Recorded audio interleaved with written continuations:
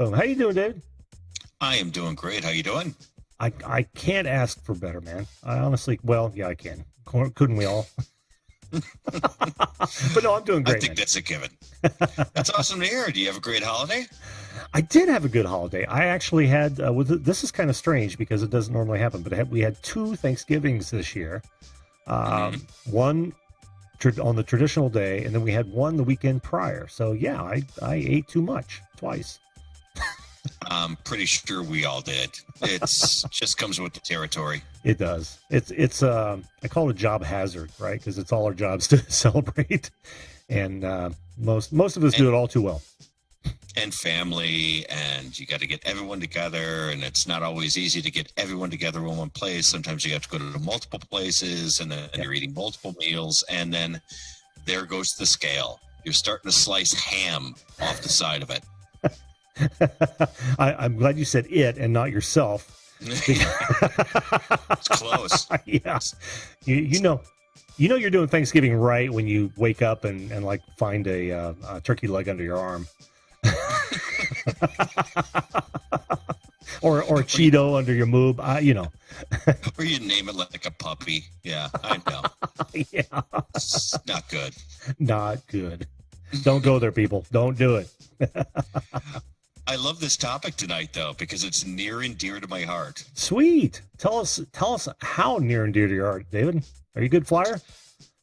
I used to be deathly afraid of flying where I would not go on an airplane for many, many, many years. And about 20 years ago, maybe a little bit more, that I decided to overcome my fear by taking a job that required me to fly. Ooh. That every single week that I'd have to fly from Chicago to Pittsburgh to do a consulting engagement. And I had to, if I were to sign on to this, I'd have to do that every single week for a year. I'm like, well, it's silly for me to be afraid of flying. And I love going to cool places, but I just don't like the trip getting there. So I got to get over that. So I took the consulting role. And now I fly, I probably average 3 round-trip flights a month, roughly. Wow. Yeah. But seriously, taking that job, man, that took some gonads. Well, the money didn't suck either. It wasn't all about the flying, but, Motivation is motivation, right? No, but that was one of the big reasons, though. I really did want to get over my fear of flying because I knew it was ridiculous. It was absolutely insane that because it's safer than traveling in a car. You look at all the stats and you go, why should you be afraid to do this? This is not a big deal. Exactly. And might I ask, and you don't have to tell me if you don't want to, but what was your major fear of flying? Was it dropping out of the sky and, that being your last day on Earth, that sort of thing? Or was it something else? I actually equate it to control because I like to be in control of my environment. And if you're on a plane, you have zero control whether you're going to live or die. It's right? true. I mean, you're leaving your life up to some guy that you hope didn't sit at the airport bar for 6 hours before, you get up on that flight. And I'm thinking, do I want to do that? Am I cool with that? It's all a control thing with me. Well, I carry a breathalyzer, so I'm always a hit on boarding. Hey, Captain, do you mind blowing into this real quick? I meant the breathalyzer. Yeah. Oh, that could go wrong in so many ways. Oh, yes, it can. Yes, it can. But I saw that in the chat that Ganna's going to be taking a flight soon. So, oh, really? I didn't see that. Yeah. Where's she going? She's going to be taking a flight soon. She didn't mention, but I can tell you that most of them do land. Oh, yeah. Most of them. I would say all of them. In one way, shape, or form, they do land. Yes. What goes up must come down, unless you're on the space shuttle, and then it could conceivably not land ever again. I've had some pretty harrowing flights, though. I will say during my course of traveling, just for work and things like that, that wow, I've been on some planes where the air mass have actually come down. Oh, yeah. That hit some big air pockets where Yep. you thought, well, this is it. Oh, yeah. Yeah. You totally leave your seat. Oh, yeah. yeah. Just, boom. Oh, yeah. Definitely been there myself. I haven't had the mask come down, though, on a trouble. It was literally a malfunction, right? Because the flight was real smooth, and boom, they popped out. It's like, oh, no, sorry, somebody hit the wrong button. But yeah, I can understand if it were a really rough flight and they popped down, that would really flip you out. It really did. And well, first he announced the captain announced that we lost an engine, which he's like, I can totally get us there with one engine. We don't have to divert. We're totally fine. Don't worry about it. It's not going to be an issue. Then we hit an air pocket that came out of nowhere. He didn't get any warning from anyone that this was going to happen. Any of the previous flights beforehand, nothing. And it dipped us down so far that it felt like it actually hit something as it hit the air pocket, right? Yeah. You do a descent, and then it just stops cold, like it hit something. And you're like, oh, that's not good.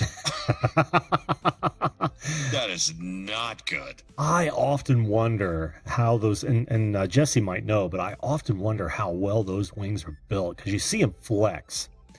And when something like that happens, I don't know why, and I don't want to scare anybody, but I always envision them just flying off the plane, just ripping off the side of the plane.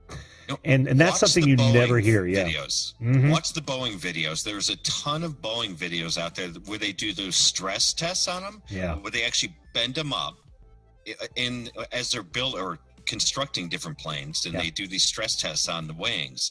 And you should see how far they can go up before any sort of stress cracks or any sort of damage happens. Yeah. It's incredible. It's almost at like what was it, 55 or 60 degrees that they can go up. Holy cow. It's crazy. Wow. Well, you'd have to. And of course, they've had plenty of time to fix what was wrong, in the early days. And I'm sure that, because if there's one or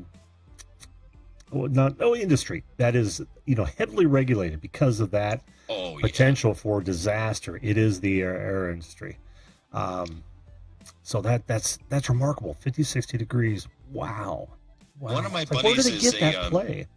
Oh, you know what? I don't know how they accomplish it. I don't know what kind of materials they use in the wings and all that. But if you go out to Boeing, you can see, just type in Boeing stress test wings in YouTube, and they'll actually show you videos of this stuff where they actually do this testing. Yeah. It's incredible. Man. And the same thing goes for the rudder. The same thing goes for every single piece of machinery on that plane gets completely stress tested. And you're right; it's absolutely the highest regulated industry I think that we have. I don't, except for I don't know. I can't think of one. Even the FDA doesn't. No. But there's so many people in such a confined space. Dependent on all of those things, like you said, without any control whatsoever, which I think they should have given you a steering wheel to strap on the seat in front of you. But even if it doesn't work, maybe a nice little squeak horn in the center, and you would have felt better. Exactly. But there's so much at stake with just each individual flight. I can see why it's so heavily regulated. And I got do no an problem amazing with job. Yeah, they do an amazing job. Yeah, except for with luggage. Yeah, they can get you there. They just can't get your stuff there. I know. What is it about that? Maybe they're spending so much time on the other safety regulations, like baggage. Well, it's secondary. They don't even, and they got into a lot of heat, if you remember, for even like animal cartage, as they were doing, putting dogs and other animals in the bottom of the plane. Oh yeah, and some of them were freezing to death. It was awful. It was awful. Wait, you didn't see that coming? I know. Yeah, we actually had a dog flown in for the first time ever. We bought a full-blood cockapoo to go with our lab, and it was the only dog we've ever had flown in from another state, and that was the strangest sensation ever, to have a puppy show up on a conveyor belt. Did you name them Chili? No. Oh, the worst part about it was it's Indianapolis International, which they call it Indianapolis International, but I have yet to find an international flight out of Indianapolis. All the times I've flown out. But no, it wasn't even a regular turnstile for your luggage. It was a little flat one in the very back, and there was nobody around. It's like it was my wife and I, and maybe some security guards 500 feet away. And here comes this little box squeaking out, and it's just a small puppy in there. You know what? You should have picked it up and said, "Oh, great, dinner's here." Hey, where do we get the butter? Oh, hey, whose ugly kid is this? Oh, I could be real mean at that point, but I'm not going to be. I'm not going to be. No, but flying is, at least it was for a long time of my life, something that I just didn't ever want to do. And now, if you do it smart, you do it. Like I never check baggage. I mean, look, you just made the perfect, comment that luggage is, you're lucky if you get it. Yeah, sometimes that I never check a bag. Ever. Mm-hmm. And if you fly right and you get the right times to fly, that the flights because you can actually go out to a website and I'll have to send you the link to the website because it'll tell you the flights that are going out. And if you want to book them, what the on time has been historically with that flight. Oh, really? Really? Their efficiency? Huge. Oh, Yeah. Oh, that's awesome. That's awesome. I do have to say, I can, Brandon Jackson, by the way, don't worry about the Thanksgiving. You heard me tell David how it was. I appreciate you asking though, bud. He says that I should have the puppy come on the show. And I can get Bailey on here one of these days. But and she's no longer a puppy, believe me. But I got to say, David, in all the flights that I've taken, and this is probably going back to, I don't know, 83, 82. I've only had that was the first flight? You were a teenager or just right there about? Let's see. I was going in the military. And 18, 19? Yeah, I must have been 19 years old. Yeah. Wow. 19, 20 years old. And I've only had my luggage lost one time. And I've been on dozens of flights. Dozens, because we like to do what you guys do and hit an island whenever we possibly can. And that's been going on for probably the last 10 years. And then before that there's a whole lot of around the country. One time. I feel real fortunate about that too. You're super fortunate, and that's why probably the first 5 years that I was flying consistently, I didn't learn that lesson right away. It probably took me about 3 or 4 luggage, misplacements. Incidences. Yeah. Well, what? Ultimately, they always get it to you, but they have to, send it to your house, and it's a big deal. And which they didn't used to do. It used to be you'd have to go back and pick it up. Yeah. Yeah, you'd have to go to the airport. Oh, exactly. I know a lot of people had that horror story. For me, that's 45 minutes to an hour away from me, so that sucks. But they actually sent it to our house, which was wonderful. And that was probably the second to last flight that happened. And I travel with the wife 90% of the time, so we do always check a bag. Yeah, we never check bag. Even when we were in Aruba for 10 days, did it all carry on. Wow, my wife could not do that. There's actually something in her instruction manual that says she cannot do that. Well, my wife's half naked on her vacation. So. Oh, well, that makes it easy.